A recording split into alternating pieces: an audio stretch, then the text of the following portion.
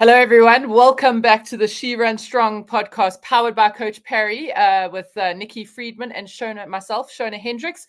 Today, we have a whole lot in store, and we're going to be focusing on some bone injuries, some very interesting questions from a bone injury perspective. Also, talking about how many carbs you actually need, and generally how to get faster.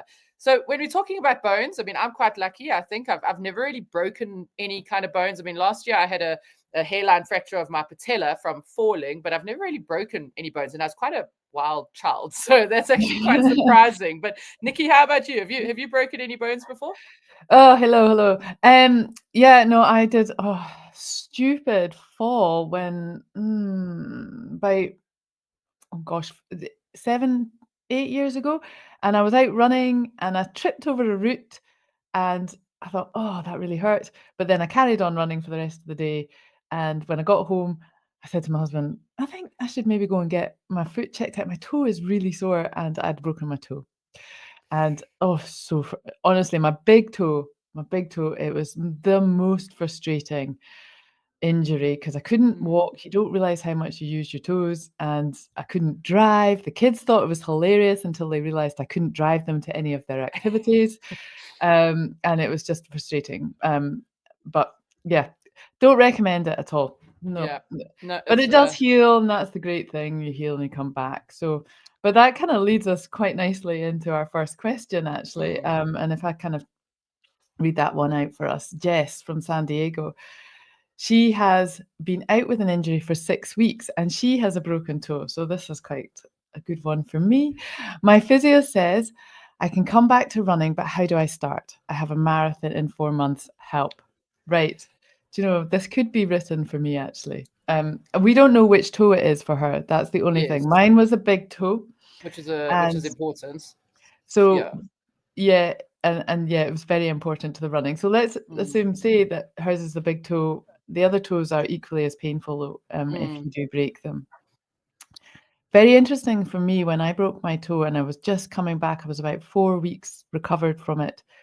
I got offered a place for London Marathon, and it was about 14 weeks to go. And I was like, no, I can't. I've got a broken toe. And my friend said, oh, yes, let's do it. It'll be great fun. So I just signed up. So I almost mirror. She's got 4 months to go. I had about 12 months to go by the time my toe had healed. Okay. And I went to London Marathon on that. So yeah, this is an interesting possible. Yeah, so I did it, and this is how I did it. And so this is how she should look at it. Basically, you can't push that kind of injury. You need to start quite slowly because there is a chance, and certainly I know from my point of view, when you've got a broken toe, you tend to walk a bit funny because you're protecting it that whole time. So you have to be quite careful with your running gait and your walking gait to start with. And I would say here, what was really, really important for me, and really quickly, I got into the gym and started back to strength training first. Okay, so I was doing that almost from about 2 weeks after my toe, just sort of upper body and this sort of what I could, but I did, and I focused on that quite a bit. So strength training, so get back to that as soon as you can and make sure that you're not imbalanced through the body. Then I started walking. So starting with that walking training and just make sure that you feel comfortable walking, and then slowly add in the running. You have 4 months, so 16 weeks. So break it down into 4-week blocks. That's probably a great way to do it. So yeah, it won't be the ideal marathon training sort of 16-week block, but if you break it down into 4-week blocks, so by the end of the first 4 weeks, you're maybe running a bit more than you're walking.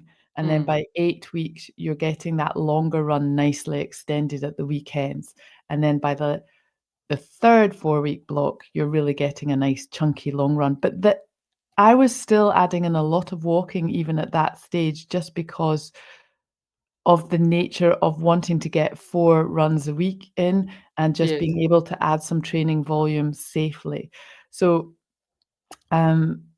keep adding in the walking, keep up with the strength training, make sure your gait is on. I think I actually went and got someone to look at my running gait as well on a treadmill, because I was a bit skew with from having sort of hobbling a bit for 4 weeks, 6 weeks.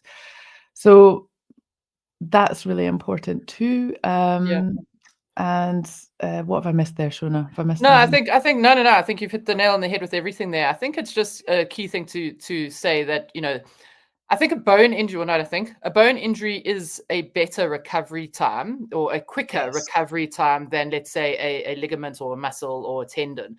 Tendons absolutely. It's possibly finite. being the worst. Yeah. So whoever's listening to this, don't just take it as Nikki's advice for all injuries. I think for bone, that's particularly good advice.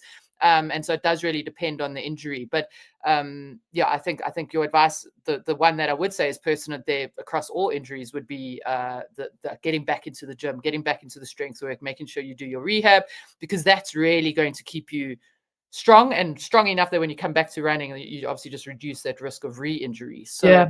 It was And then absolutely vital. I mean, I just felt really strong going through the trainings, and did a really good marathon off it, actually. It yes, made me really think, like, why do I train so hard for marathons? Actually, less is more at this sort of thing.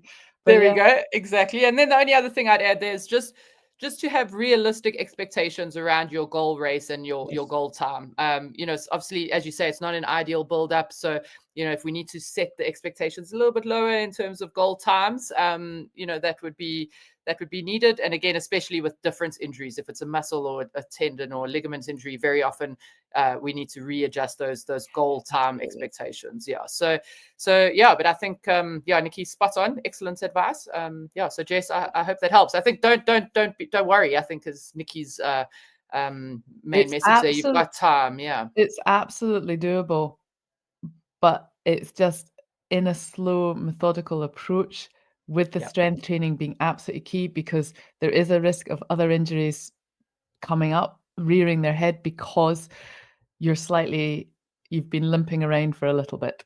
So you just have to make sure that you do it slowly, and which is what is good advice for all of the Yeah, training, all of really. it. Yeah, Patience, exactly. patience. Yeah. Patience and less is more, really, right? So Yes, there yes. we go. My Cool. We can end athletes. the pod there. Well done, Nikki. That's excellent. No, just kidding. Cool. That's We've got a couple fantastic. more questions. All Yeah. right, So let's let's go. Next question. Alison from Melbourne.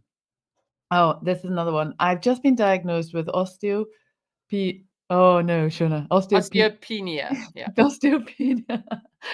And told to do strength work. Where do I even start? So this is another bone health one. Okay. Yeah, I think that, I mean, Nikki, you gave me a quite a horrific stat this morning. That 40% of the population worldwide has got osteopenia. I mean, Okay. that's a horrendous stat. I When you know. told me that this morning, I mean, I knew, we know these things are bad and we know it's high risk for females. And guys, we did a very good deep dive into bone mineral density and good bone health. So go and have a listen to that in a previous episode as well. But yeah, so for you, Alison, the strength work is absolutely vital. And so because the bones respond to a load, right? And so we're constantly losing bone mineral density, and that starts as early as 28, right? And so we need to obviously be putting in this bone bank almost that we can take out. But if you have never done it, because I'm assuming because you're saying, where do I even start? It's still a good time to start. Like, it's never too late to start. And Yep. so if you've never done any kind of strength work, start with body weight work. So that's, basic squats, do reverse lunges, don't do forward lunges, just helps the knees a little bit.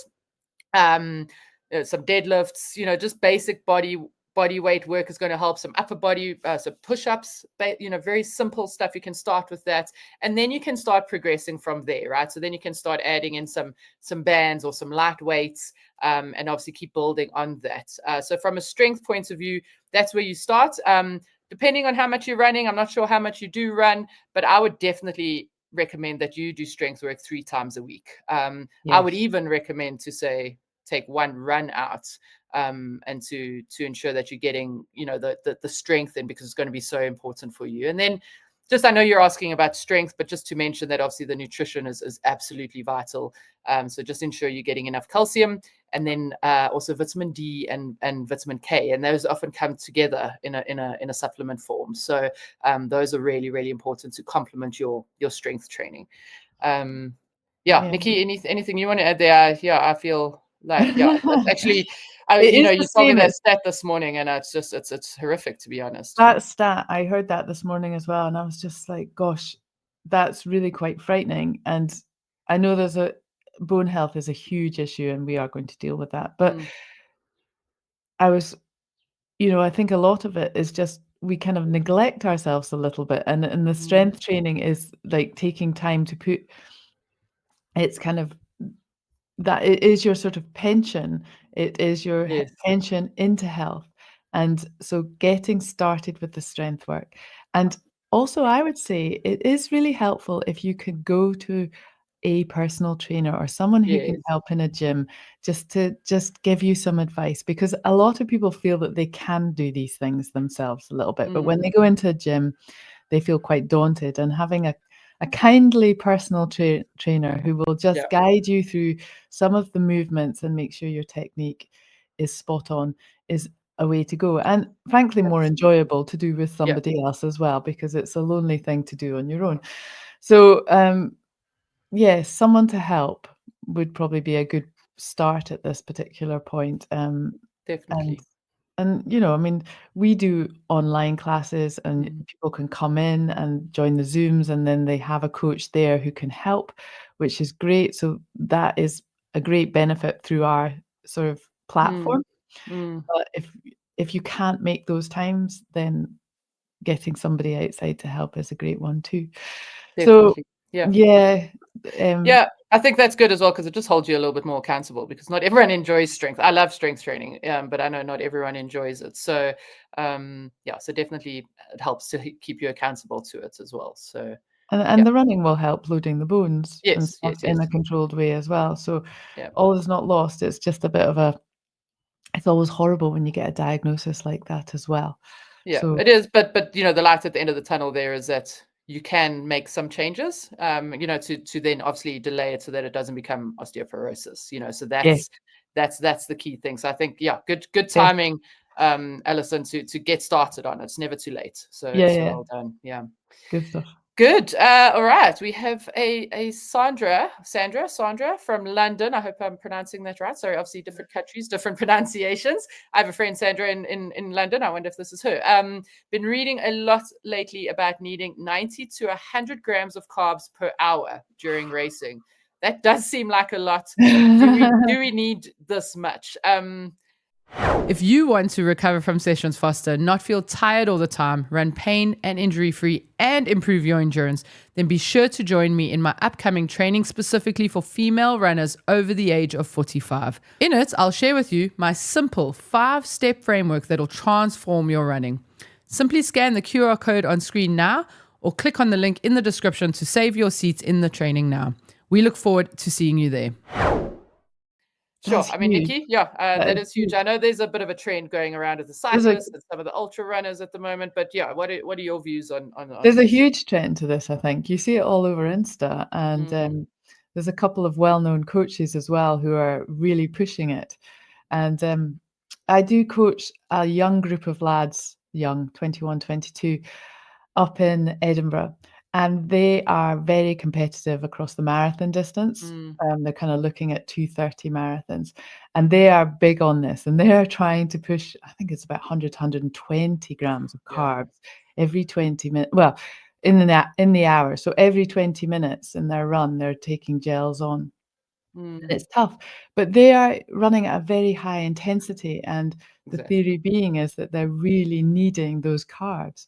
So I think it really depends here on your intensity Yeah. and what you're looking to get out of your marathon. It's a lot. With the lads, we have structured their training in such a way that with their long runs over the course of the past few weeks, we have been, because they're all training for London Marathon, we have been practicing in the runs for them to add in every 20 minutes these carbs, but it's intense on their tummy, Yeah. and it's tough, and you have to really, really train your gut. So I think probably aiming for something a bit lower and making sure that that you can cope. Yeah. Most of us aren't running at the intensity of these lads.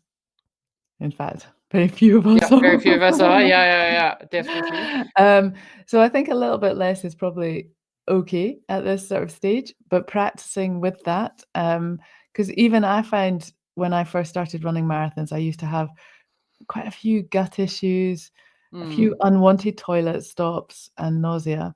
So I think what's a good what number do you hit, Shona, when you kind of go in for the Yeah, I marathon? think, Where do you this aim is at? 30, probably 40 grams of carbs an hour for myself. And here's the thing, Nikki, I think this is a great question for sure. And for those who are already doing well with their fueling during training, yes, fine, we can have this conversation. But for the most part, most people I would say 90% of the people that we Yep. work with don't feel enough as it is. So don't try and hit these crazy numbers of 90 to 100 grams because your tummy is going to struggle. So rather just start small. I would say the absolute bare minimum you need is bare minimum is 30 grams per hour. And so again, I don't see most of the females I work with aren't even getting to that. So Yeah. so I think it's quite important. Let's start somewhere. The gut is trainable, as Nikki was saying. So let's start somewhere. And I used to be on about 20 grams per hour, and then I just misread. I mean, stupid mistake. I just misread the bar that I was having. On the box, it said it was like, I don't know, whatever, 140 grams, but that was for all 4 bars in the box. So I just misread that. And so I've had to just work my way up slowly, but I think that's the key thing is try and get to the bare minimum, and then from there try and train the gut. So there's these amounts are huge. I mean, Kipchoge was taking 90 grams in, when he was running sub 2. I mean, he was probably taking a little bit more than that. But again, you need to do what works for you, and rather start somewhere and just little steps on top of that. And again, I mean, I know we sound like broken records. We say this all the time, but it's really important to ensure, more important than 90 to 100 grams, is to ensure you're not training fasted. So you're eating before, you're eating during, and refueling afterwards. So Spot on, Shona. I yeah, think that's it. If you're getting your roundabout nutrition goods, then fueling well is going to be spot on. yeah, exactly. Yeah, I mean, it's just, and also, I mean, these lads, the sharp end, they're running 2 hours to 2.5 hours in a marathon. It's not that much time. If you're out there for 4 or 5 hours, it's a lot to be stuffing in your face as you go. Yeah, exactly. A Yeah. lot of gels to carry. You'll end up having a picnic during your marathon. So yeah, We no, do joke about ultra exactly. runners that it is all about eating and Eating. stuff all the time, and Yeah, it's quite hard. But I think what you can manage, what you can train your gut to yeah, do, 30 to 40 grams is a good. Get that nice and solid and nailed. It's always getting the exactly. basics nailed, Exactly. I and agree with just don't that. go off fasted. Yeah. And we'll see how my lads do at the London Marathon with their high carbs. Yeah. It will be interesting to see how they go. It's Yeah. always a bit of a dicey one, that one, I think, whether you need toilet stops or not. All Um, right. Yeah. mm, So I hope that helps, Sandra. Yeah, I think get the basics right first for sure. Cool. Charlotte in Seattle in the US, which is cool. I've always wanted to go there. She says here, how do I maintain a faster speed? I've been running for 2 years and I just feel like I'm never getting better. oh. Nikki, your thoughts there? So newish to running and just feels like she's plateauing. What's your Oh, advice there? so I don't know much about Charlotte, but I'm suspecting that she probably is doing her easy runs a little bit too fast. That's often how this starts off. So, Charlotte, the first thing to do is take a look at your easy runs and check that actually you are running them truly easy, and the chances are you need to slow down a touch. Okay, and with that, you'll just start to build that aerobic base nicely. Um, Also, just let's check your recovery as well between the sessions. So if you were running a little bit fast all the time, you're maybe in the wrong zone, and then you just weren't recovering enough before you ran again the next time.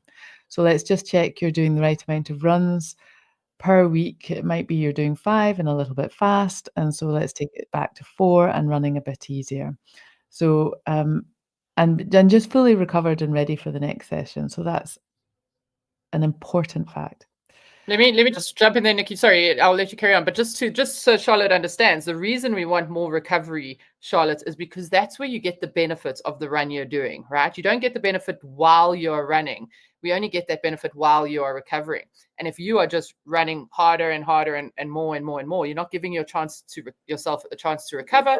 And that's perhaps why you're not improving. So sorry, Nikki, to interrupt you there, but I just wanted to No, get that absolutely spot on. understanding in. Yeah. Recovery is vital at this sort of section. And also then, we're going to sound so like a broken record, strength training. But Charlotte, are you strength training? And again, you need to factor that in. So I would rather you drop a run or two a week at this particular point and add in some more strength training just to make sure that you're not losing muscle and therefore getting weaker. So we want to keep and hold on to muscle, build muscle if we can, and just keep nice and strong with it.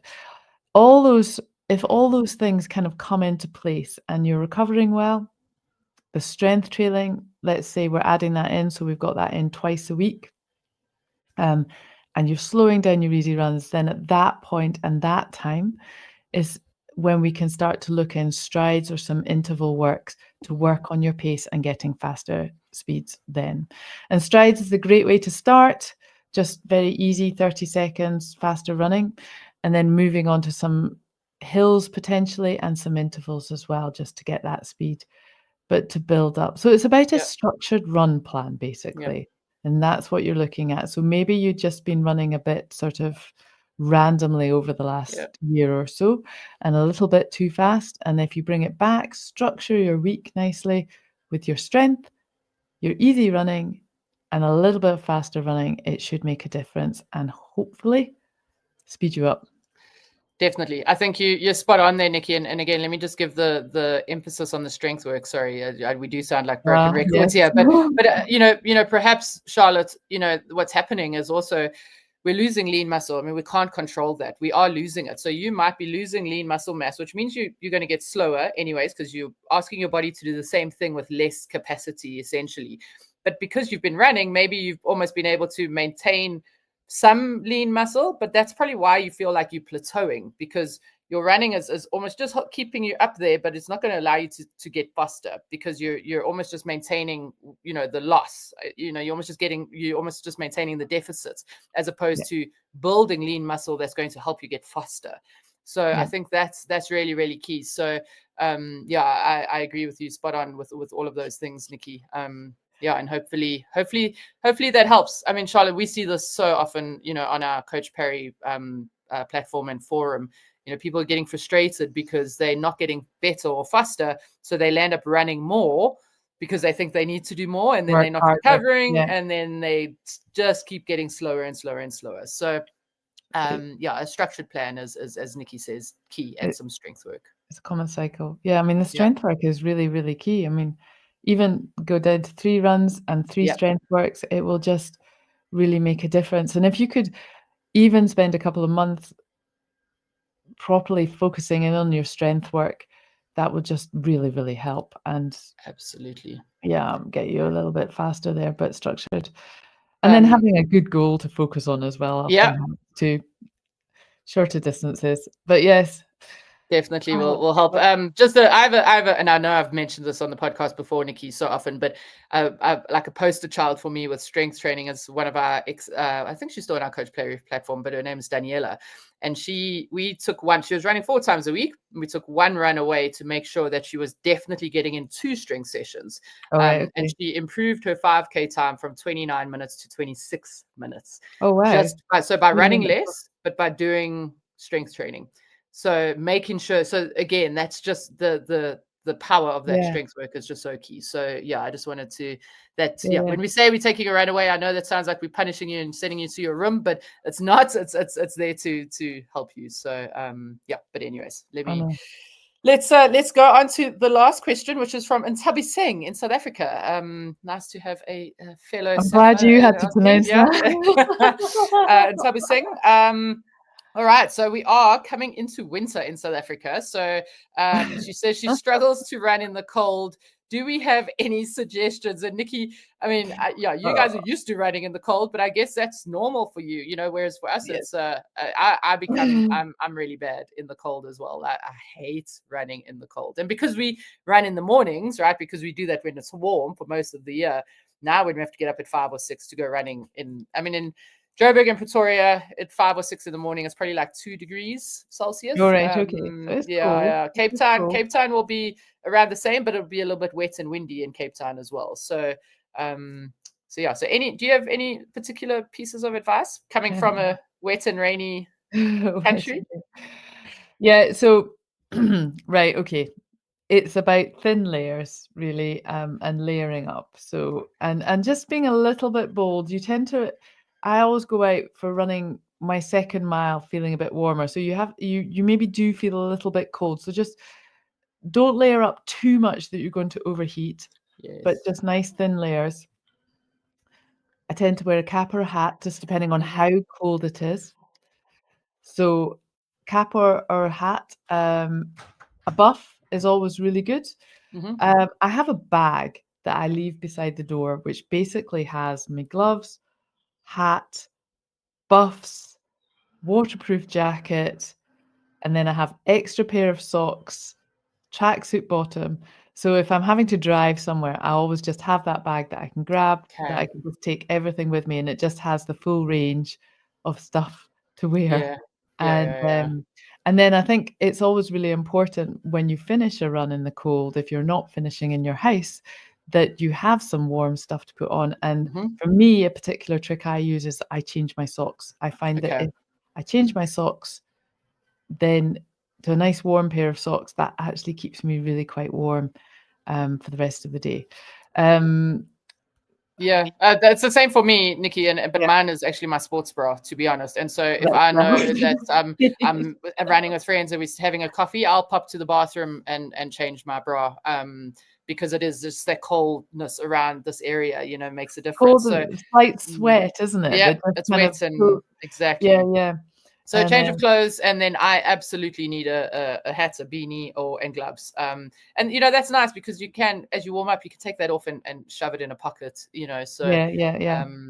I'm speaking like I'm an expert here, but I don't run in the cold too often.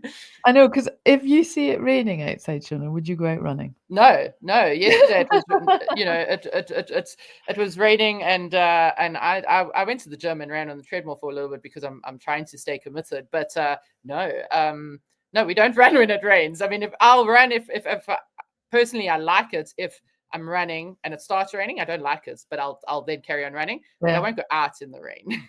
I know that just blows my mind because we just have to go whenever the weather is. We would never run otherwise. If we lived in the UK, we would never run. You have to go because it's raining most of the time. So that's it. It does make you quite hardy. I think. It does, and we're very privileged with our weather, so we're fussy. And in particular in Joburg and Pretoria because it's so consistent, So it'll rain, like it'll be a thunderstorm, and it'll rain for an hour, and then you can go out afterwards because then it's actually a bit cooler, anyways. So So, but yes, I hope that helps. And so I'll be saying, I know. In our previous Q&A, we had a question about going from the winter to the summer and changing. So I always get, Nicky and I always have a good laugh about these changing seasons and who's having the warmer weather and who's at least getting some sun. So at least it's your guys' turn now to get some sun.